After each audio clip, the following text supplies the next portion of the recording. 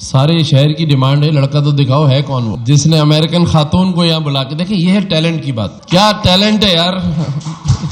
لوگ American passport لینے کے لیے وہاں جاتے ہیں. ٹیلنٹڈ لڑکے کو دیکھو کہ امریکن پاسپورٹ سمیت فٹ پاتھ پہ بٹھا دیا اس بلا کے. دیکھیں اس پہ میں بات کروں گا, لمبی ہو جائے گی اور پھر کسی دن آپ کے ساتھ ہم بیٹھیں گے. دیکھیں کوئی بھی ملک ترقی کرتا ہے ریجن کی وجہ سے. کوئی ملک خود ترقی نہیں کرتا, اور اگر ریجن میں ایسے ملک موجود ہوں جو آپ کو ترقی نہیں کرنے دینا چاہتے تو آپ کی ترقی مشکل ہے. جو میں نے پہلے بات کی, میں اب کیا کیا باتیں کروں. آج آپ اگر 20-22 وہ کمپنیز جن سے ہمارا براہ راست رابطہ ہے, چاہے وہ انٹرنیٹ سروس لے لیں, بینکنگ چینلز کہہ لیں, آپ کے انٹرنیشنل میڈیا کہہ لیں, 90% اس میں جو سی اوز ہیں وہ انڈینز ہیں. میں یہ نہیں کہتا کہ انڈین کوئی برے لوگ ہیں, لیکن آپ سمجھیں, جو میں تھوڑا کہوں تو زیادہ سمجھیں, آپ میں آپ کا جو پڑوسی ہے وہ آپ کو نہیں چاہتا نا ترقی کر دینا.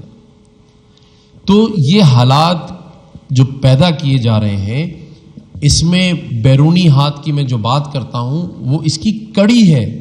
لیکن میں نے ساتھ یہ بھی کہا کہ ہمیں آزاد ہوئے ابھی کوئی 300 سال نہیں ہو گئے. میں بہت سارے ترقی یافتہ ممالک وہ بھی ہیں جنہوں نے کئی 100 سالوں میں ترقی کی, اور وہ بھی ہیں جن کی ہم مثالیں دیتے ہیں, لیکن وہاں ایک قوم آئل مل گیا, گیس مل گئی, وہ راتوں رات کھڑے ہو گئے. لیکن ایک مستقل جو اسٹرگل ہے نا, ہم اس سے گزر رہے ہیں. تو ہمارے پاس, میرے پاس بھی یو ایس کی بہت ساری مثالیں کہ جہاں آپ رات میں 7 بجے کے بعد نہیں جا سکتے. ایسے بہت سارے ملک, چائنا میں صوبے ہیں جہاں آپ گھڑی پہن کے نہیں جا سکتے, لیکن وہاں لوگ جاتے ہیں.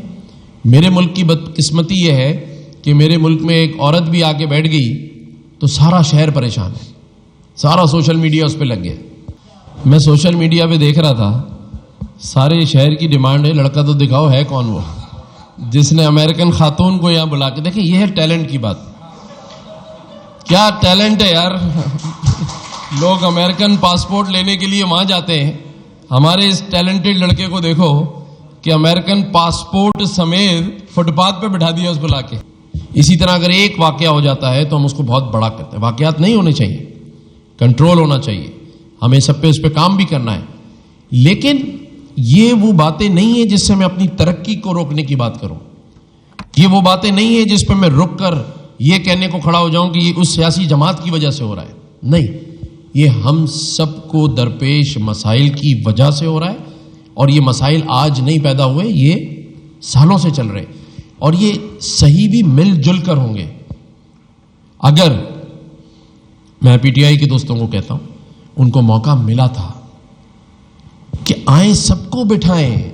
اگر آپ میں کوئی قابلیت ہے تو اس کا فائدہ صرف آپ کو نہیں ہونا چاہیے, اس کا فائدہ میرے ملک کو, میرے ملک کے باقی لوگوں کو ہونا چاہیے نا.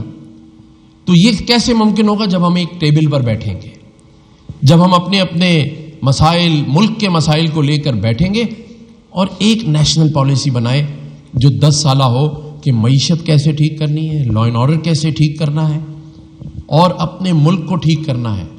جب تک ہم ایک دوسرے کو ٹھیک کرتے رہیں گے یہ ملک ترقی نہیں کرے گا. لیکن جیسے میں نے کہا کہ ٹیلنٹ کی کمی نہیں ہے, اور ہم محنت شروع کر دیں, عزم کر لیں, اور اس بات کا سب سے پہلے یقین کر لیں کہ ہم نے ترقی کرنی ہے.